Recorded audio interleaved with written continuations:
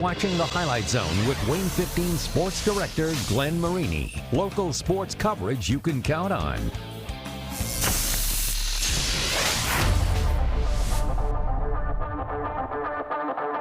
They're going to bring out their crowd, we're going to bring out our crowd, and I'm just excited to get out there and play. They got us pretty good last year, and I'm excited to play them again. All we have to do is execute and then get the job done. It is for the conference, and it will probably be us or Snider. Winner takes it. Those are ones on the schedule that you know that if you want to contend for that conference championship, you've got to win these games. Players know that you can't really afford to lose any conference games. Looking forward to another hot Friday night. Should be fun.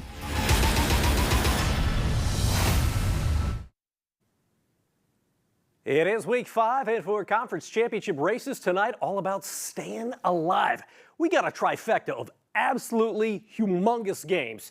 In the ACAC, that would be Adams Central and Heritage. In the NE8, it would be East Noble at Leo. We're going to take a deep dive into both of those here in a second. But first, we kick things off in the SAC as Josh Ayen joins us now with your Highlight Zone Game of the Week. Josh.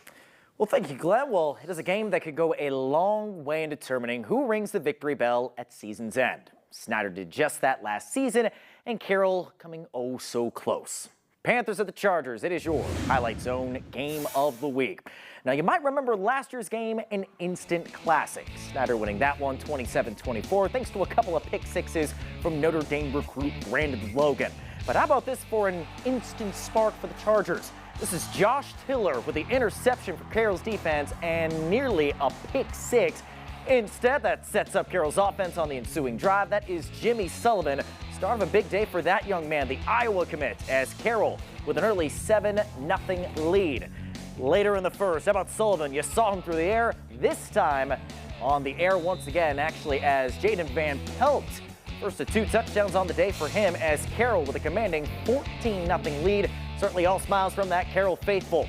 Second quarter, this is Mang Tong with a 37-yard field goal to put Snider on the board over the Panthers, finding themselves down 17-3 heading into halftime. But oh baby, Carroll is just getting started. Quarter number 3 now. That is number 3 again, Jaden Van Pelt. 5 catches, 65 yards for the Super Junior, and Doug Dinan is absolutely loving it from his Carroll team. Now, this is perhaps the best throw of the night for Sullivan. This time, Mason Boffman with a touchdown reception. Sullivan finishing with 4 total touchdowns in this one, as Carroll puts a whooping on Snider on homecoming night. They win this one 30-6. We've kind of struggled just coming together offense and defensively, and I think tonight we really put it together. Big tribute to a good week of practice. Coach Dinan had a great game plan for us offensively and defensively, and it was good to put that together. I mean, we lost to them last year. We were struggling, and it feels good, you know, just to come out here, do what we do, and just improve, and we're going to score, you know. Our kids can't get complacent. You know, we've got very good teams next week. You know, Wayne is a very good football team. We got to prepare, and there's other teams on the schedule. Snider falls to 2-1 in the SAC. Carroll improving to 3-0.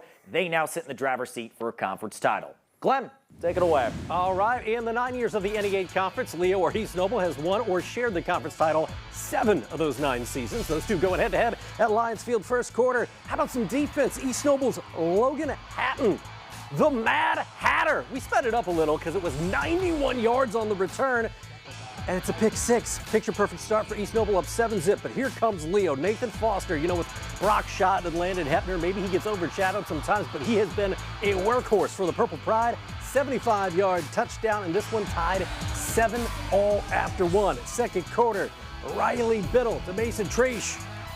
It's a touchdown across the middle, 14-7 East Noble, but right before the half, Brock shot. Watch him avoid this tackle right there. The future Miami Hurricane takes it to the house, and fans tickled pink in this one because it was tied 14-all at the half. This one really lived up to the billing. Third quarter, Dallas Plattner slamming it home for the touchdown, and East Noble now up 21-14 heading into the fourth. But in that final frame, Grayson Esquera finding Kellen Holbert for the touchdown, and we are tied. However, East Noble would step up down the stretch. You're going to see the new starting quarterback this year, Mr. Biddle, dropping it in to Hatton for the touchdown, and East Noble takes the lead later. It's Treach with an interception, And that would lead to another East Noble touchdown as the Knights take it 35-29 against the Leo Lions. Oh, it means a lot. You know, it's a rival game. This means really big to us. I've been watching film a lot, so like I know a lot of their plays. Been working hard at practice, and they brought it into the game. Like you say, practice how you play. It's a tremendous win. You know, they're a great program. You know, our seniors hadn't beat them in their high school career, so this is a big win for us. Yeah, this is a great win for us. We're going to enjoy it tonight. In the ACAC, Adams Central's won the conference title 3 years in a row. Heritage may be the biggest hurdle to winning it again as the Patriots coming in 4-0 on the season. This one in the third quarter, it's Heritage with a 7-6 lead, but not for long. Jamison Roach to the house. Adams Central actually up at that point, 19-7. Later, Braden Walter going the other way for the Heritage Patriots. Put another 7 on the board for Jeremy Hullinger and company, and that would cut it to a 19-14 ball game with Adams Central in the lead. Fourth quarter, Matt Heiser slamming home the touchdown for Adams Central, and the Jets go on to take this one by a final of 33-14 against the Pats. I think this win really just proves a statement that we're still the best team in the conference, and we're still here to compete, and we're still here to win it. I think it means a lot. Heritage is going to be our biggest competition going into the ACAC, and knocking them off, I think we have a really good chance of winning it now. It's a big deal for us. It was a big statement game for us. Our kids had to fight tooth and nail to win this game tonight. Heritage is big and physical, as they always are, but our kids played well tonight, made some plays when we needed to, made way too many mistakes, but played well when we needed to. That is the key. Next huge games in the ACAC are going to be Week 7 when Bluffton hosts Heritage, and Week 8 when Bluffton heads to Adams Central. So that is going to do it for the 3 monster games on the schedule tonight. But coming up after the break, we got 13 more games to get to, including the SAC, with Bishop Dwenger heading out to Homestead in a game that was delayed an hour because of weather. In the NECC, we're talking Train Trophy game as Garrett looking to stay undefeated against county rival Eastside. And hey, speaking of rivalries, we're going to head to Ohio for the Battle of Route 49 between Hicksville and Antwerp. All coming your way next on The Zone. Don't get railroaded. Stay tuned for more highlights on the Highlight Zone. Focus and do your job. I don't need a Herculean effort from anybody. I need everybody to do their job one snap at a time. Everybody understand that? One snap at a time. Then you build, and you build, and you build. And every snap, you're focused, laser focused, doing your job. That was Antwerp head coach Jason Hale, and you can hear more behind the scenes of the Battle of Route 49 this Wednesday at 6 o'clock in your latest Highlight Zone 2-minute drill. Meanwhile, the Garrett Railroaders, man, have they been on track since day one. Garrett beating Lakeland last Friday in your game of the week to stay undefeated this season. How would they fare against Eastside in the annual Train Trophy game? Well, pretty well. First quarter action, they go to the air. It's Calder Hefty to Levi Cheney in the corner of the end zone right there for a touchdown. 2-point conversion good. The Railroaders up 8-6 at Memorial Field, and they weren't done. They're going to do it with some defense here. Ball is going to pop out. Mason Balzer comes up with the fumble recovery for the Railroaders, and they would march the football down in the second quarter and give it to Cam Rubel, and Rubel can rumble. He fights his way in for the touchdown. Garrett stays undefeated, 37-7. Train Trophy bragging rights to the Railroaders. Well, Garrett will play at West Noble next week. The Chargers trying to stay undefeated like Garrett to set up an epic showdown. First quarter, how about this? West Noble's quarterback, Trey Scheisler, with a keeper and picks up a good chunk of yardage. They would score later on the drive with West Noble to stake themselves to a 7-zip lead. Second quarter, Fairfield trying to get something going. Cole McLeod with a nice pickup there for the Falcons, but they would not score on the drive. And West Noble, well, they would score quite a bit more after that. It's Seth Pruitt. God, how many times have we seen him find the end zone on the Highlight Zone? 31-zip West Noble, setting up a huge showdown with Garrett next week. It'll be your Highlight Zone game of the week. Hey, first place in the NECC Small Division on the line in this one as Prairie Heights is at Busco. In first quarter action, it's Busco's Carson Tonkel for the touchdown was part of that wild kickoff return for a touchdown last week against Eastside. That one a little more conventional to get Busco on the board up 8-0. Later, it's the Busco defense, and it's Carson Tonkel with the interception and a nice return to boot. At the end of the second quarter, you're going to see Busco go to the air. Paul Sade expanding the playbook. How about Weston Ott to Bryce Lawrence for a touchdown? And Busco controls its own destiny in the NECC Small Division, 30-6 the final in Turtletown. In the SAC, a whopper at Walters Stadium. Bishop Dwenger taking on Homestead. First quarter action.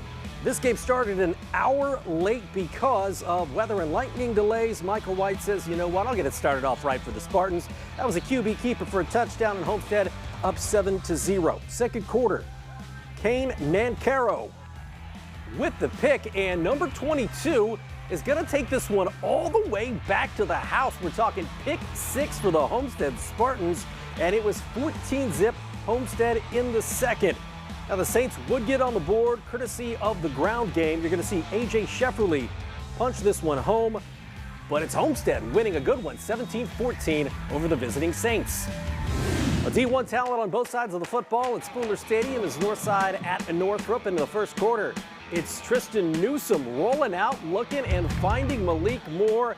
Guys, this guy is going to be a stud. 6'3", a heck of a talent. Moore gets into the end zone, had a huge game last week at Chambers Field, 8 all at that point. Then it's Newsom rolling out again, finding Jamari Pearson this time as the Legends take the lead on that touchdown. Now, Quentin Bowen, yeah, he didn't like that. He would like this. Check this out. Northrup running back Levi Portee going up and over for the touchdown, but it's Northside coming out victorious at Spooler, 29-22 Legends. Bishop Lures Knights coming in undefeated in SAC play. Could they stay that way after a contest with an improved Cadets team? Well, third quarter, watch this. It's Colin Weber picking up the fumble and going to the house. The senior linebacker diving into the end zone for 6, and Lures led 31-0 in the third. Tim Manigal, your thoughts? Yeah, you don't want to read lips. Fourth quarter, Darye Williams, 45 yards in this touchdown. His night pretty good. 26 carries, 233 yards, 4 TDs as Lures tops the Cadets 38-0 at Zollner. Last stop in the SAC, both Southside and Wayne looking for their first conference win of the season. And, well, this would help if you're the Wayne Generals. It's second quarter action, and Kamar Nelson punches it in, and Wayne up 8-0. A little bit of the defensive side of the football for Sherwood Haydock and company coming up here. Southside thinks it can get a touchdown, but no. That's Darion Evans with the interception in the end zone for Wayne, and that would lead to a shutout as the Generals win 36-0 over the Archers. In the NE8, Columbia City off to a great start as the Eagles 4-0, heading into a date with DeKalb and the Barron Nation. Second quarter action, Columbia City up 21-14, Landon Fazio had a nice touchdown run last week. He keeps adding to his resume. This one from 38 yards out in Columbia City, 28-14 at that point. Then it's Gavin Smith, Grayson Bradbury with a nice recovery off that snap there. 35-yard touchdown, and Columbia City still undefeated, 60-14 the final against the Barons. At the Courtyard in Ossea, Norwell put up double nickel, 55 points last week in a win. The Knights hosting New Haven. Second quarter action. Special teams doing something special, at least for New Haven. Jesus Diaz blocks the punt and recovers for a touchdown. Bulldogs feeling good about that, but Norwell led 22-12 at that point. Later in the second, Dominic Wallace's pass is picked by Trey Privet, and it was 22-12 at the half. Third quarter, Norwell's offense humming here. Caden Castle looking for the multi-sport standout Drew Graff. That's a big first down, and it would set up a field goal for Norwell, and every point crucial in this ball game as Norwell wins by 1, 25-24 over New Haven. In the Parlor City, the Bluffton Tigers undefeated at 4-0. My man Daddy Kunks and company hosting Jay County, an improved Jay County team. Cooper Craig, man, he burst on the scene last year as a freshman. The sophomore gets in 6-0 Bluffton in the first. Check this out. Sean Bailey to Benson Ward, and Ward jukes, spins, and in. Beautiful run after the catch from Jay County's Benson Ward. That knocks the game at 6. Bluffton gets going here in the second quarter. Axton Best to Aaron A.J. Strevler, one-handed. Beautiful catch from Bluffton. They move the ball down the field, same drive. You're going to see Best take it in himself. The sophomore scores as Bluffton, still undefeated, 34-25 against the Patriots. New head coach Blake Blaker leading Southern Wells into Woodland to face new Woodland head coach Brock Rohrbacher. Who would come out victorious? Well, Woodland with a statement early in this game. Second quarter action, it's Drew Fleek on Fleek. The multi-talented athlete with a 39-yard touchdown. Woodland led 43-0. Then we're putting the D in Woodland. It's Emerson Spieth coming up with the interception. They would score on the ensuing drive with the Woodland Warriors. You're going to see Brandon Stauffer scamper in from 43 yards out to make it 50-0 as Woodland goes on to beat the Raiders of Southern Wells at Etzler Field 50-13. Northern Lakes Conference first place on the line between Warsaw and Concord. Both teams 2-0 in league play coming into this matchup. Pick it up in the second quarter. It's Drew Sullivan, the quarterback for the Tigers. They already led 3-0. That makes it 10-0. And then you're going to see more offense from the Warsaw Tigers into the end zone with Sullivan. Warsaw led 17-0 at the half, but Concord comes back to win it 28-24. Final stop, we're going to cross the border to the Buckeye State, the annual Battle of Route 49 between rivals Hicksville and Antwerp. Defense, the name of the game in this one. First quarter action, that's Keegan Gray-Wyckoff with a sack on fourth down, so a turnover on downs as this game is scoreless. Later in the first, Antwerp going to the air. Tavin Scholl from Hampton Rogie.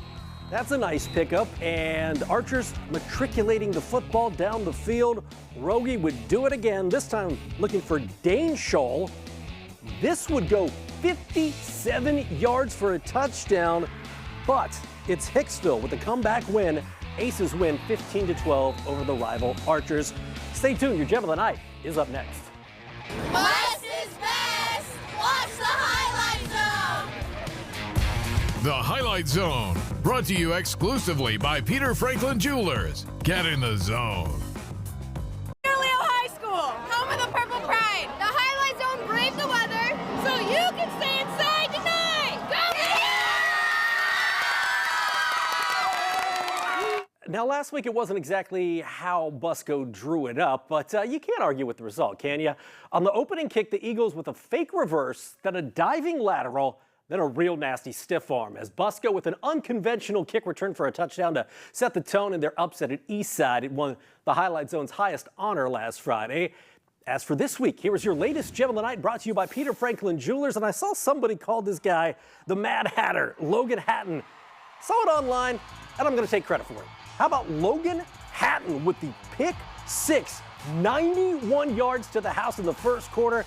Most importantly, it would lead to an East Noble win as they snap a 6-game losing streak against rival Leo.